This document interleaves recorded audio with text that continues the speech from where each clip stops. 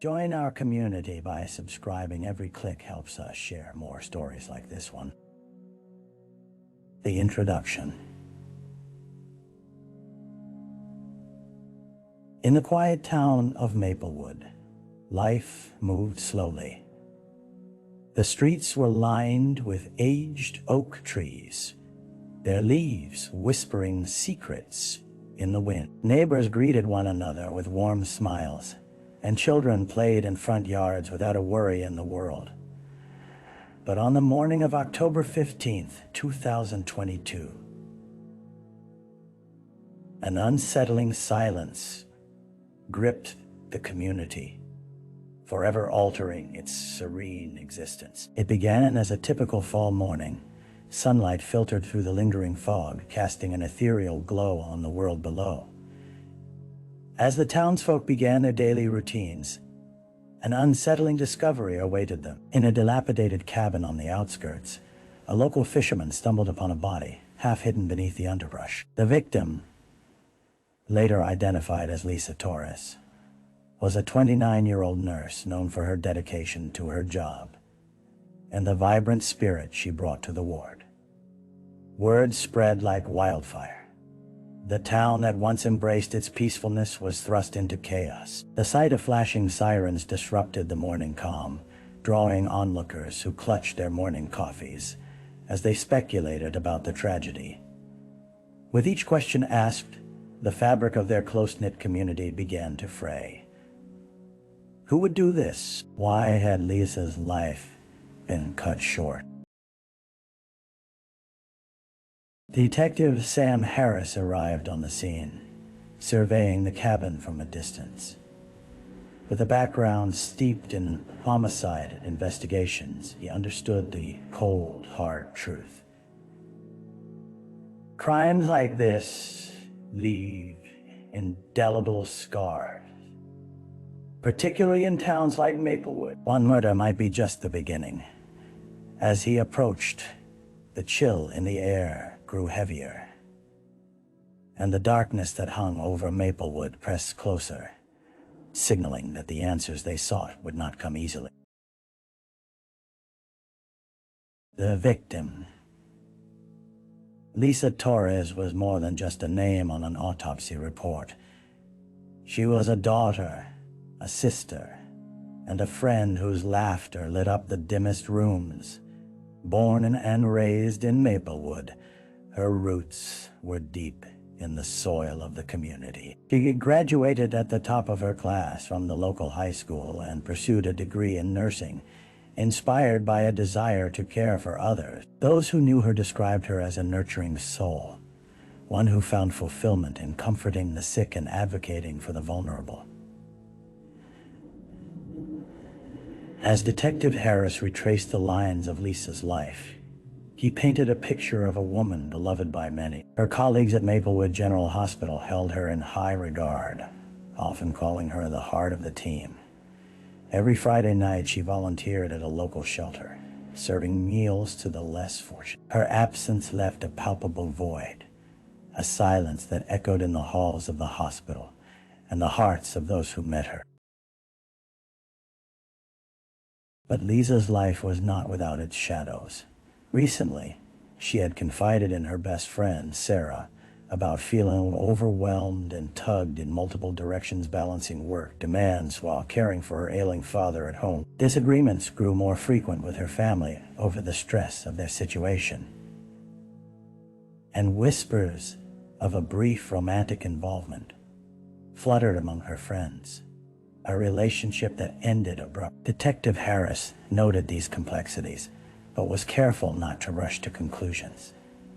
Every layer would require meticulous peeling back. As officers scoured Lisa's home for clues, they hoped to find answers in her personal belongings notes, messages, or anything that might shed light on the tension that clouded her last days. The darkness that eventually led her to that cabin was still an enigma, veiled in layers of human emotion. Little did they know, the investigation would unearth ghosts that lingered, not just in the woods, but in the quiet corners of Maplewood itself.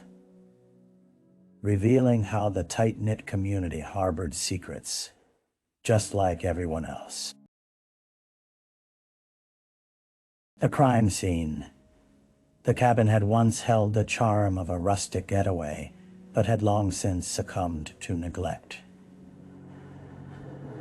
The wooden planks of the porch creaked ominously underfoot as Detective Harris stepped onto the scene. Sunlight streamed through the cracked windows, illuminating dust motes suspended in the stale air.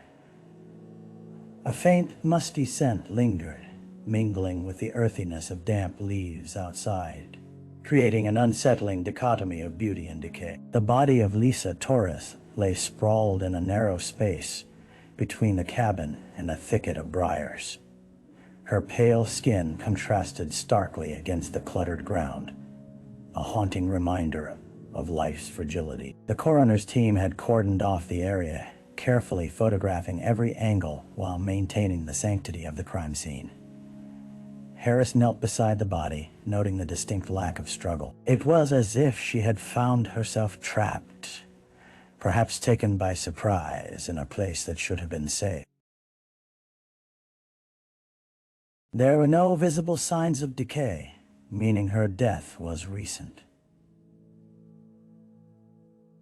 The position of her body suggested she had tried to flee, but was caught unaware. A streak of crimson marred the softness of the forest floor, snaking its way through the forgotten foliage, a heartbreaking testament to the violence that had unfolded.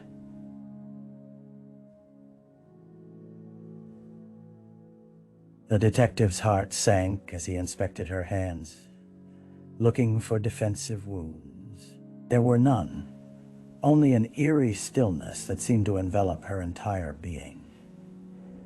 Harris stood, his mind racing as he scanned the perimeter for anything that might illuminate Lisa's last moments. A nearby broken window caught his eye. Old, ragged curtains fluttered softly, hinting at a former life untouched by time and tragedy.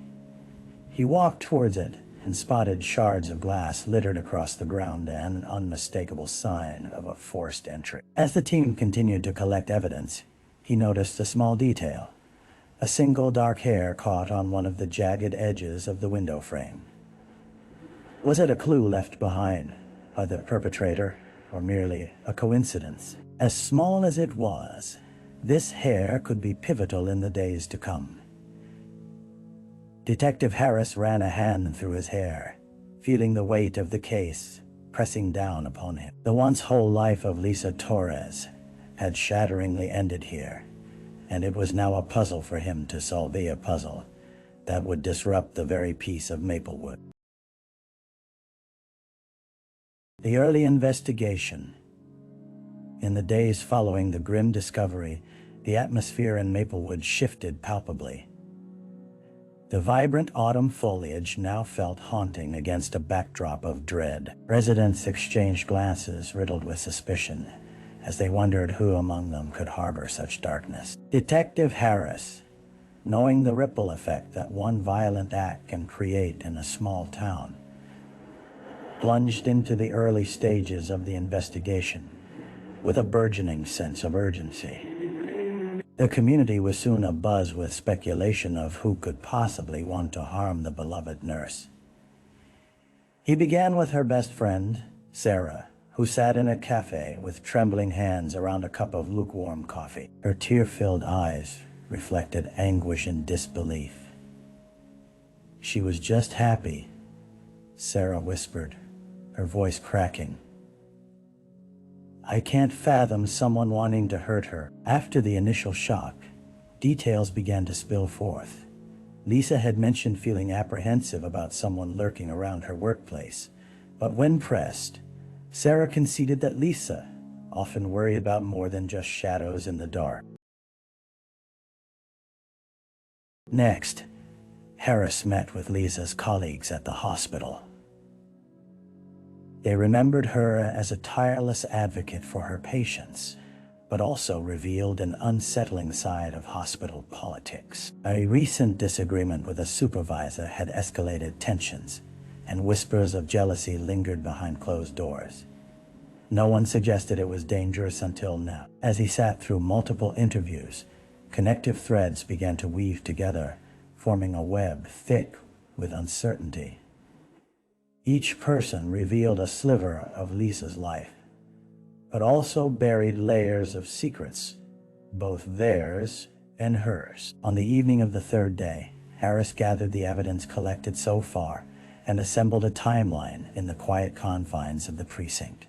Surrounded by the hum of fluorescent lights, Lisa had seemed overwhelmed in the weeks leading up to her death, yet her connections to the community were fortified. Every possible suspect converged into focused colleagues, acquaintances, even family, but it felt disjointed, like pieces from different puzzles trying desperately to fit. Late that night, with the rain tapping softly against the window, the detective stared blankly at a collection of photos of Lisa, frozen in moments of joy. Above all, he was haunted by the knowledge that every conversation, every twist in the investigation might lead him closer to the killer, but the journey would exact a steep toll on the community he had sworn to protect. The dead ends. Detective Harris awoke the next morning to the dark weight of defeat pressing down on him. Days had turned into a blur of interviews and dead ends. The interviews with Lisa's friends, colleagues, and family, although revealing, had not provided a single lead substantial enough to propel the investigation forward. Each promising connection dissipated like smoke, leaving behind a bitter taste of frustration that gnawed at his resolve. He sat in the precinct office surrounded by case files that were beginning to feel like a collection of unsolvable mysteries. A week had passed, and with each new day, the urgency only escalated. The town's air was thick with doubt, and tensions ran high. People whispered in the streets, and mistrust flourished among neighbors who had once shared meals and laughed. Harris felt each day add weight to his shoulders as he fought to quell the simmering fear that gripped Maplewood. An interview with a man named Frank, a maintenance worker at the hospital, had seemed promising at first. He recounted a bizarre encounter he'd had with Lisa just days before her death.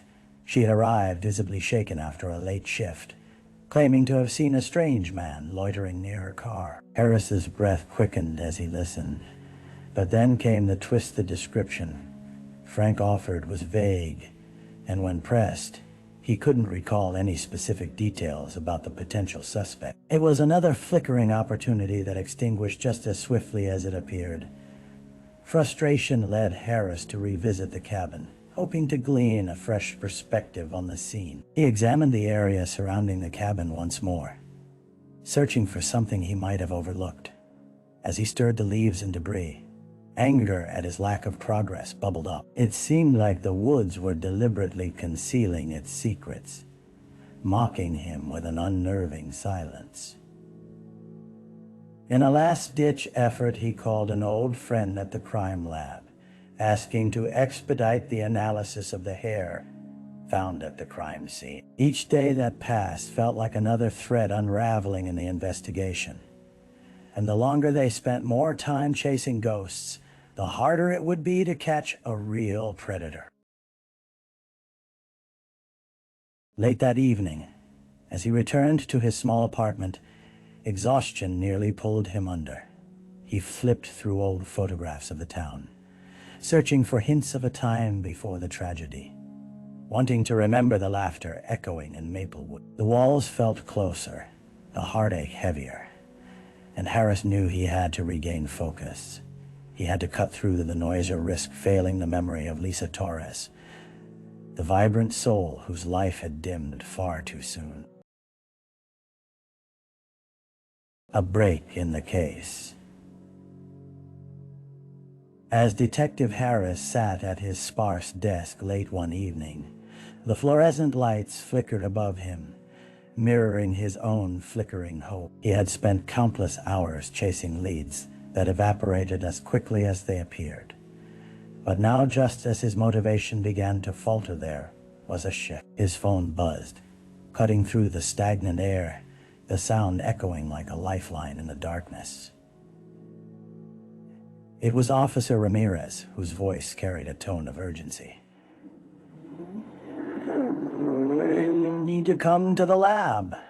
We got the results back on that hair from the cabin." Heart racing, Harris made his way to the crime lab. The bright, clinical atmosphere contrasted sharply with the dimness he'd inhabited for days. Inside, the forensic analyst, Megan, awaited him, excitement simmering beneath her calm exterior. "Look," she said, pulling up a results screen indicating a match. "The hair belongs to a man named Kyle Findlay. He was arrested for multiple petty crimes and has a history of harassment complaints. He lives just a few blocks from the hospital." Harris leaned in, absorbing the information. Findlay had been a shadow lurking around the edges of Lisa's life. But the dots hadn't been connected until now. What do we know about him? Megan scrolled through the data. He's known to have exhibited aggressive behavior, especially towards women. There are no charges that stick, but he's been in and out of the system. With this new lead, Harris felt a surge of adrenaline. He quickly dialed for backup, preparing to track down Findlay before potential evidence slipped away like sand through his fingers. As he drove toward Findlay's residence, he recalled the murmurs around town, the whispers of shadows lurking, a presence that had made Lisa uneasy. They arrived at a nondescript house, peeling paint and littered with the remnants of past lives. Harris approached cautiously but confidently, his badge clutched tightly in his hand. He knocked, the sound reverberating through the air with an authority that sent a thrum of anticipation through his veins. What came next felt like a rush of nerves and an excitement. For as the door slowly creaked open, an unkempt man with wild eyes stood before him. Confusion etched across his features. "What do you want?" Findlay snapped defensively, but the slight tremor in his voice hinted at a deeper unease. "Detective Harris," he said, maintaining a steady gaze. "We need to talk about Lisa Torres." Findlay bristled at the mention of her name. The tension was palpable, and Harris recognized the flicker of something fear. Guilt, perhaps, behind those eyes. This could be the turning point they needed, the moment to which all previous efforts had led. As the pieces began to fit together, Harris understood that a breakthrough rarely came without a storm. The truth beckoned from the shadows, and he was prepared to pursue it fiercely and relentlessly. The suspect. Detective Harris stepped into the dimly lit living room of Kyle Findlay's home, the air thick with the stale scent of unwashed clothes and neglected meals. The detritus of a disordered life lay scattered across the floor, empty cans of soda, crumbled fast food wrappers, and an unmade bed that betrayed signs of a man lost in chaos. Every detail screamed neglect. Yet Harris sensed an underlying darkness typical of someone ensnared in shadows. Kyle's demeanor shifted when the detective mentioned Lisa's name. His previous bravado faded, replaced by a palpable unease as he crossed his arms defensively. "I don't know what you're talking about," he muttered, his voice strained. Harris studied him closely, looking for the cracks in his facade. Witnesses saw you near the hospital in the days leading up to her death, Harris pressed, keeping his tone measured but firm. He needed to rattle Findlay, to pry open the layers of denial that might guard the truth. And that hair found at the crime scene? It's a match. Findlay's eyes darted around the room, the panic flickering across his features, momentarily betraying him. I don't know how my hair got there, he shot back, his voice rising, but with no conviction behind his words. I had nothing to do with it.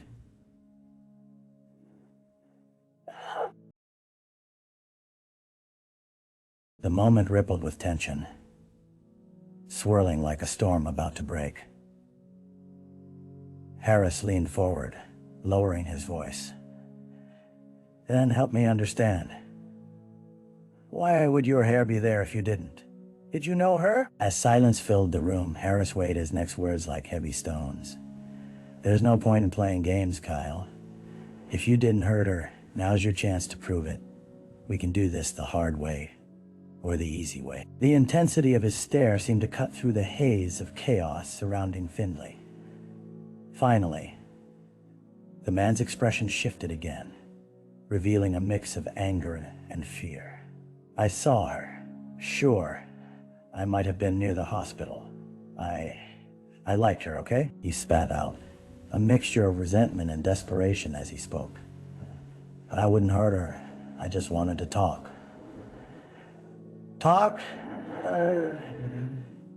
Harris echoed, allowing a glimmer of incredulity to color his voice. You think she'd look at you twice? That you could just approach her after the way you've acted? A flicker of something defiance or perhaps remorse across Findlay's features. I didn't know. I just wanted to see her. Didn't want her to be scared of me. I just wanted to explain. His face twisted as he fought against a wave of emotion, revealing a fractured psyche beneath the bravado. The detective knew the shift had the potential for a breakthrough. Emotions often open doors that cold facts could not. Explain what, Kyle? That you'd been lurking around her? That she confided in her friends about being afraid because of you? Findlay seemed to shrink under his scrutiny, the walls of his chaotic life closing in around him. Look, I didn't mean to scare her. I just wanted to clear things up, but I never hurt her. A knot twisted in Harris's gut. A knot twisted in Harris's gut. Was Findlay the man responsible, or had fear turned him into a confused boy too scared to face reality? The truth remained elusive, clouded by layers of terror, denial, and self-preservation. As he left the small house, Harris felt the specter of uncertainty swirl around him once again. They were closing in, but there were still more questions and answers, an elaborate dance built on deception. One where he couldn't yet see the final steps. The trial. The courthouse loomed over Maplewood, its weathered stones a testament to both justice and the frailty of human lives. The trial of Kyle Findlay had become the talk of the town, a grim spectacle that drew the eyes of a community intent on piecing together the shattered remnants of trust and safety that had once defined their lives. Detective Harris arrived early, the cloud of unease heavy in his chest as he navigated the thrumming tension outside. Inside the courtroom, a sea of faceless friends, family, and onlookers packed the pews. Their expressions a mix of curiosity and grief. At the front, Lisa's family sat in silent solidarity, the weight of their loss palpable. Each witness called to the stand whispered evidence of a vibrant life extinguished too soon, revealing the truth of Lisa's gentle soul. In a fraught existence, Harris watched intently as the prosecution laid out its case, the evidence meticulously woven together to reveal a narrative of obsession that culminated in a tragedy too raw to comprehend. From the harrowing details of Lisa's fear to the damning evidence of Findlay's presence near the crime scene, each moment pushed the courtroom closer to the edge. When it was Harris's turn to testify, he stood tall, recounting the tenebrous threads that connected Findlay to Lisa. His voice held steady as he shared the harrowing discovery of the hair, the shattered glass indicative of a break-in, and the unsettling encounters reported by witnesses. As he faced the defense attorney's cross-examination, Harris's resolve remained unshaken despite the aggressive tactics aimed at discrediting his work. "Isn't it true, Detective, that you acted hastily in pursuing Mr. Findlay? That your emotional investment in this case clouded your judgment?" the attorney challenged, digging for any sign of falter. "It's not true," Harris replied firmly. "I followed the evidence, and the evidence led me directly to Mr. Findlay's nervous legs swung beneath him as his story unraveled in the courtroom. His lawyer painted him as a reclusive man misunderstood, someone who had simply wanted companionship, but had been marked as an undesirable outcast. Yet the jury listened, captivated by the weight of evidence over the cryptic pleas of a defendant desperately trying to reframe his past. Days passed, tension thick in the air as the prosecution and defense laid out their cases. Each witness, each piece of testimony, felt like a stone dropping into the still water of grief, sending ripples through the entire community. Finally, the day came when closing arguments were presented. The prosecutor spoke with a quiet fury, imploring the jury to confront the reality of Findlay's action. The defense countered, claiming that the evidence was circumstantial, that fear and misunderstanding had led to a tragic mistake. As the jury deliberated, a mix of hope and dread settled over the courtroom. Would there be justice for Lisa Torres? The community waited with bated breath, understanding that while one life had been irrevocably lost, the echoes of her spirit could not be silenced.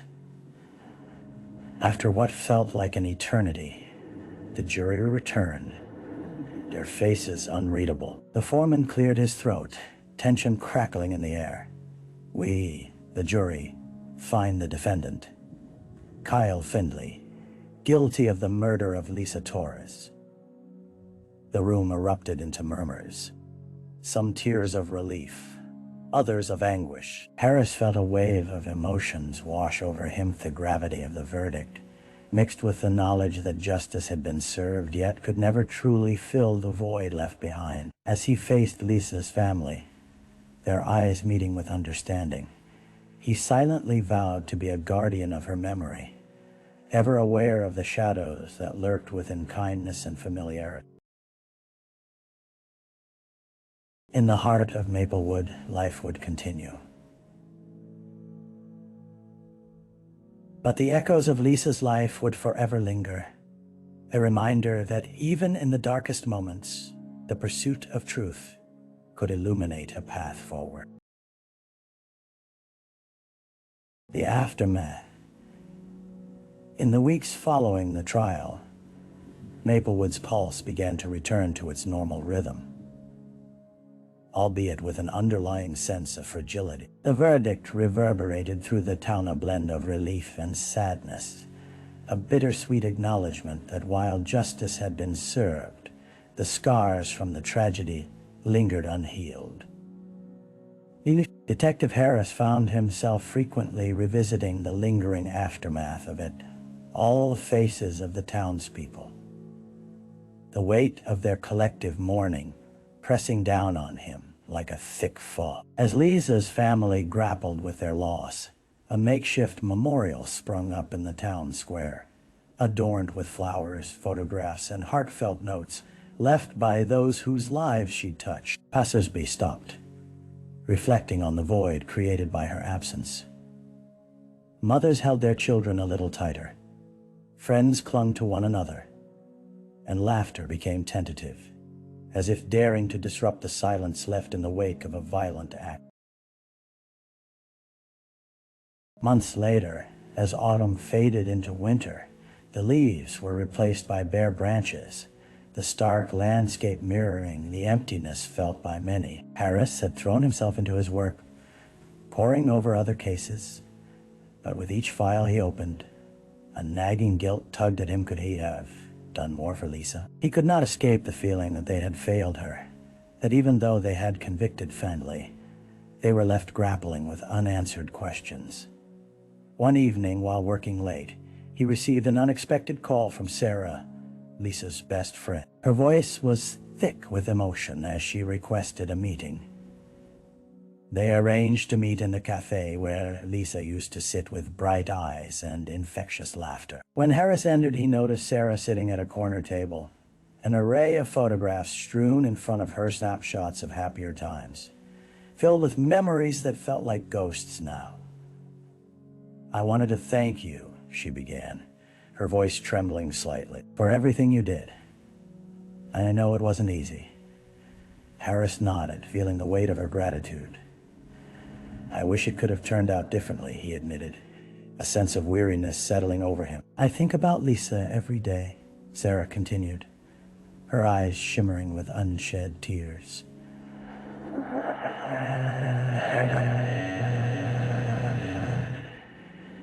"She'd want us to live fully, you know." The conversation turned to the things they could do in Lisa's honor initiatives to raise awareness about domestic violence and support for mental health resources. As they brainstormed ways to keep her spirit alive, Harris felt a flicker of hope ignite within him. Perhaps this was a step towards healing, not just for Sarah and Lisa's family, but for Maplewood as a whole. In the following months, a community event took shape, a candlelight vigil to celebrate Lisa's life, coupled with workshops focused on mental health support and resilience. As people gathered to honor her memory, the somber weight of loss transformed into a collective resolve to uplift one another. On the night of the vigil, the streets of Maplewood glowed warmly. Lit by candles held in trembling hands, the community stood together, sharing stories, laughter intermingling with tears. Harris observed from a distance, a growing sense of belonging filling the places that had once felt burdened with pain. As they released lanterns into the night sky, each flicker of light rose like a piece of Lisa's spirit, embracing the environment that had once whispered fear and unrest. Harris whispered a silent promise, vowing to be an advocate, to protect the vulnerable, to ensure that Lisa's name was not forgotten. The trials of the past, both personal and collective, would continue to weave their way through the fabric of Maplewood.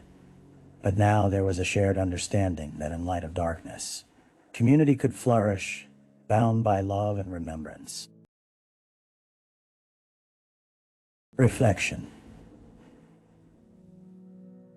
In the quiet solitude of his office, Detective Harris found himself staring absent-mindedly at the walls, adorned with case files, now punctuated by reflections of a life irrevocably changed. A year had passed since the harrowing ordeal surrounding Lisa Torres had driven the town of Maplewood to confront its hidden shadows. Though the pain of her loss remained palpable, time had gently ushered in a sense of healing. As he turned over the events in his mind, he found himself pulled back into the moments that had defined the investigation. The hushed conversations, the frantic searches for evidence, the chilling discovery of Lisa's body. The echoes of those days played out like an unsettling reel in his thoughts. Yet, alongside the anguish came a profound admiration for a community that had risen to meet grief with resilience and determination. The transformation of pain into purpose became a testament to the strength of human connection. Lisa's spirit had illuminated the town, fostering conversations about vulnerability, empathy, and the importance of mental health. The initiative in her name continued to provide resources and support, leaving an enduring legacy that Harris hoped would prevent future tragedy.